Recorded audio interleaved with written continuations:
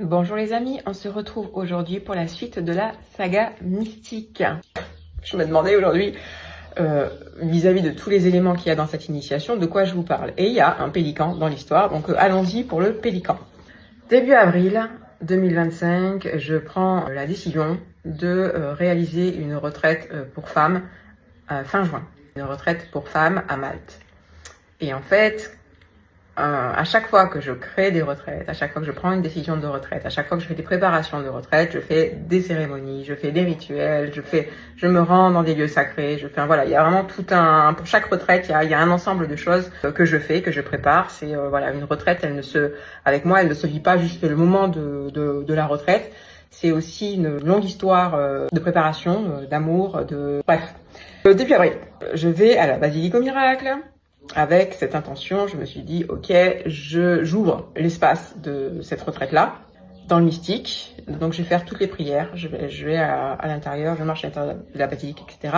Et à la fin, je me pose devant un des anges bénitiers et je me pose et je lui demande, est-ce que le message est reçu maintenant? J'attends signe ou confirmation, en fait. Parce qu'en fait, je vous embarque dans mes histoires, mais quand je fais des retraites, quand je fais des cérémonies, etc., en fait, comme je vous dis, tout est impliqué. C'est pas juste le moment de la cérémonie, c'est vraiment, voilà, il y a vraiment quelque chose qui est ouvert, qui est ce dialogue, parce qu'on va chercher des choses profondes. J'œuvre avec les forces spirituelles. Donc voilà, donc je sais aussi que je reçois des préparations.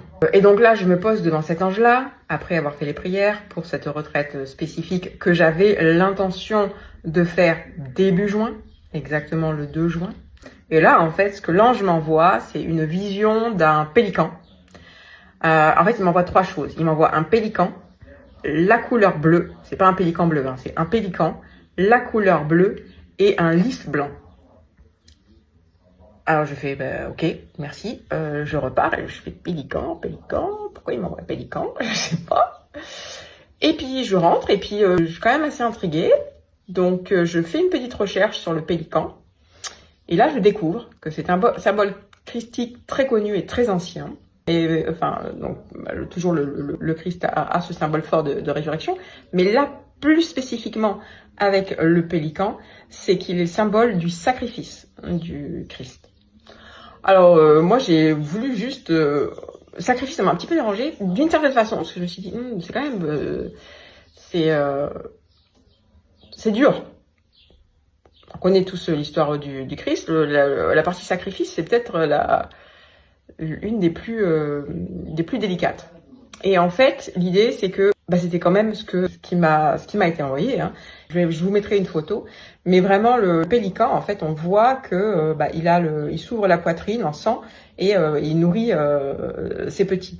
Donc il a vraiment une blessure qui est le sacrifice. Alors le truc c'est que j'étais déjà très au fait de la question du sens premier et profond du mot sacrifice qui veut dire rendre sacré ou faire le sacré. Donc, parce que nous, on sait tous qu'un sacrifice, c'est je me sacrifie pour, je sais pas moi, pour mes enfants, je me sacrifie ou le sacrifice du Christ, etc. Mais en fait, vraiment, au premier sens du terme, c'est rendre sacré ou faire le sacré. Mais il y a blessure, ça coûte en fait, ça coûte quelque chose, mais c'est pour quelque chose de plus grand. Hein. Jésus est mort pour devenir Christ, on est bien d'accord. Le sacrifice, voilà. Et donc en fait, il m'envoie donc ce signe-là, ok. Quelques semaines plus tard, je décide de changer la date, finalement, de cette retraite du mois de juin et de la mettre plutôt au solstice, donc plus vers le 20 juin. Et bien, grand bien m'en a fait, puisque de toute façon, j'ai une retraite individuelle qui s'est calée fin mai jusqu'à début juin. Et en fait, le sacrifice du Christ, ça allait être l'avant-première. On m'annonçait en avant-première ce que j'allais vivre, finalement. C'est-à-dire la blessure. La blessure. C'est-à-dire qu'il y avait vraiment, c'était quelque part, c'était même pas quelque part, quand on rentre dans ces dimensions-là, on sait très bien que le temps, la dimension du temps est appréhendée de façon complètement différente. Donc, pour faire court, je vais employer une expression que tout le monde comprend. C'était écrit, voilà, c'était écrit, et c'était en train de me raconter ça, sauf que c'était écrit pour moi, pas pour cette retraite spécifiquement. Mais par contre, c'était écrit pour la date à laquelle j'étais censée faire cette retraite au début, c'est-à-dire à partir du 2-3 juin. Parce que ce qui m'est arrivé, c'est déclenché le 2-3 juin. Mais c'est là aussi où c'est beau, et dans cette poésie de ce que j'allais vivre, c'est-à-dire qu'on m'envoie le pélican en me disant tu vas recevoir une blessure, quoi, une blessure sacrée. Et alors après, c'est pour voilà, le pélican a cette blessure, mais après c'est pour nourrir ses petits, donc ça va être une blessure sacrée qui va être amenée à nourrir, en fait, quelque part. Et de toute façon, c'est une évidence, c'est-à-dire que ce que je vis, je suis déjà en train de le mettre au service, en fait. Bien entendu de ma propre évolution, mais aussi de toutes les âmes qui croisent mon chemin, ou vont croiser mon chemin, ou des personnes à qui je peux communiquer des choses. Voilà. Donc, voilà, c'est une blessure qui a vocation à... à être féconde, à prospérer, voilà. Et cette blessure, elle est nourriture. Alors, pour finir cette vidéo, j'ai déplacé la date de cette retraite qui était initialement, donc cette retraite pour femmes qui était initialement censée démarrer le 2-3 juin. Je l'ai déplacée plus vers le solstice de l'année dernière. Et j'ai bien fait parce qu'après, j'ai eu une personne qui m'a contactée pour venir faire une retraite individuelle fin mai 2025 jusqu'à début juin. Et en fait, là aussi, la vie m'a raconté une histoire au travers de cette personne-là. Une avant-première également qui allait m'aider en fait tout au long de l'épreuve qui m'attendait. C'est-à-dire que la personne qui venait me voir, elle venait me voir parce qu'elle avait certaines peurs en fait. Elle avait notamment des peurs de la maladie. Voilà. Et aussi un petit, on va dire, une confiance en elle et en la vie à consolider. Et donc, en fait, la semaine avec elle se passe divinement bien. Et lors des cérémonies que je réalise avec elle, donc elle entre dans des états modifiés de conscience. Et là, en fait, elle a une réalisation extraordinaire qu'elle peut guérir de tout. Et en fait, à partir de ce moment-là, la peur de la maladie tombe, en fait. Et en plus, elle m'annonce ça dans la cérémonie comme avec une énorme épiphanie réalisée très profondément dans son être. Et elle me regarde en rigolant, mais je peux guérir de tout, quoi. Donc c'est... voilà, donc vraiment une très belle libération pour elle et un très beau message pour moi à venir. Alors il faut savoir que moi j'ai une très longue histoire de maladie, hein. C'est-à-dire que j'en ai vraiment vu des vertes et des pas mûres tout au long de mon existence. Pour être très exact, ça a commencé à partir du moment où à partir de mes 15 ans. Et je vous parlais d'archétype hier, celui du phénix, mais je porte aussi celui du guérisseur blessé. Pour la petite partie symbolisme, on fera le guérisseur blessé plus tard. Mais voilà, on va dire que tous ceux qui ont des vocations de guérisseurs d'une façon ou d'une autre sont souvent des personnes qui ont souffert, voilà, d'une façon ou d'une autre. Donc la semaine que j'ai passée avec cette jeune personne, il y a eu ce message « je peux guérir de tout » qui était, voilà. Et il y a eu aussi le message de la confiance, parce que c'est vraiment quelque chose avec laquelle j'ai œuvré avec elle, à tel point, à un moment donné, que je lui avais dit « viens, on s'écrit confiance sur le front ». En anglais, on s'est écrit « trust ». Comme ça, quand on se regardait, en fait, on se regardait et on regardait la confiance aussi en nous. Et on est allé se balader aussi avec nos mots confiance. Et je sais que les gens nous regardaient comme ça, mais c'est juste pour assumer la confiance. Et puis de toute façon, on s'était dit que tout le monde en avait besoin. Voilà. Et donc pour finir, cette personne-là, donc la retraite avec elle s'achève le 2 juin, en fait. Et quand elle s'en va, une demi-heure après, mon épreuve commence. Voilà, mais je vous en dirai plus la prochaine fois. Ah oui, je dois vous dire aussi quelque chose. Au mois de mars 2026, donc là, il y a 3 mois, sur Facebook, je vois que mon oncle, donc le frère de ma mère, met une publication avec ce pélican. Vraiment avec le pélican christique. Et au-dessus du pélican, il y a écrit la naissance de l'âme.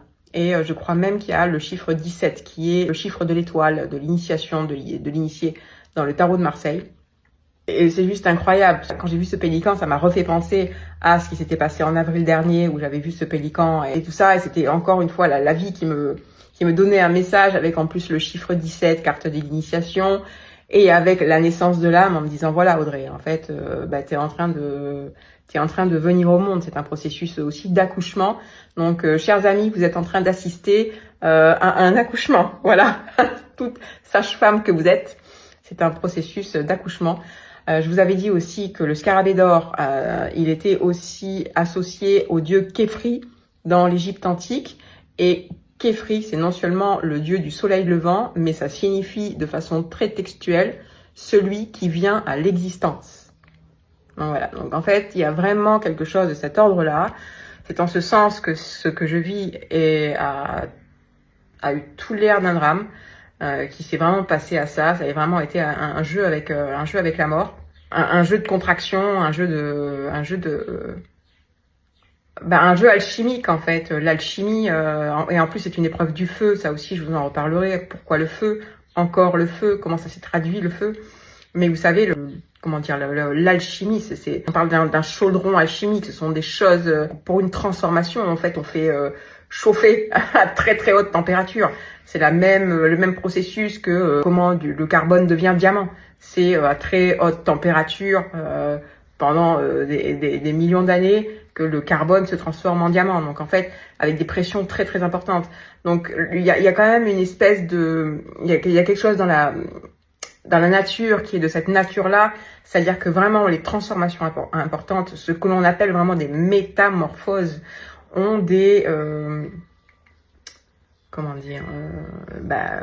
des process spécifiques, des process alchimiques spécifiques, et notamment une épreuve du feu, une épreuve sous très très haute pression, une épreuve douloureuse, et mais après aussi dure est l'épreuve, aussi belle est le cadeau, quoi, et la résurrection. Encore une fois, c'est pour ça que la vie avait mis le paquet question symbole. Je vous raconterai, parce que je vous ai dit que cette épreuve a duré 1 an, mais si on compte la préparation, ça fait bien 1 an et demi, et qu'un des symboles les plus signifiants, un des plus, parce qu'il y en a eu, pardon, un des plus, non, pas un des plus, quand vous saurez la suite, c'est juste complètement dingo, mais on va dire que celui que je vous ai raconté, celui sur le scarabée doré, ce symbole fort de l'Égypte antique, symbole de résurrection du dieu solaire Khépri, dont le nom signifie qui vient à l'existence. Sachez que quand je l'ai raconté au mois de juillet à mes participants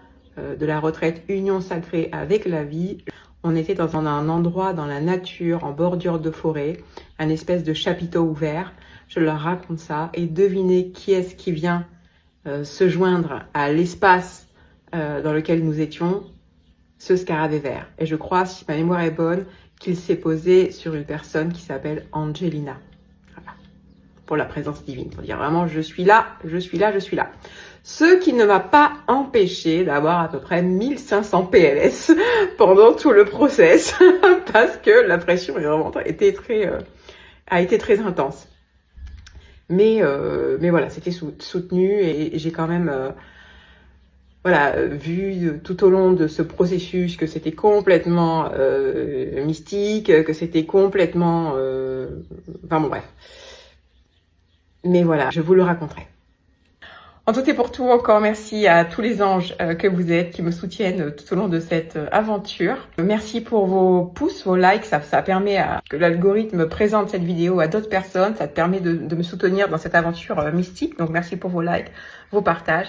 Merci aussi pour vos soutiens financiers. Je rappelle que je vis une épreuve assez, vous l'avez compris, compliquée, qui m'a mis en incapacité totale de travail pendant des mois, et c'est encore le cas. Et donc pour l'instant, je fais bien appel à vos dons généreux afin de pouvoir pourvoir au quotidien et à la fois à tous les soins dont j'ai besoin pour me remettre complètement. Donc merci à tous les anges qui ont déjà participé. Merci à tous ceux qui vont participer de tout cœur. Merci, j'ai l'impression d'être vraiment soutenue par une famille d'âmes. Et si vous voulez, tout est dans la description de la vidéo pour le lien PayPal, ou la petite formation aussi que je propose et qui s'appelle À toute épreuve, pour les personnes d'entre vous qui traversent des challenges.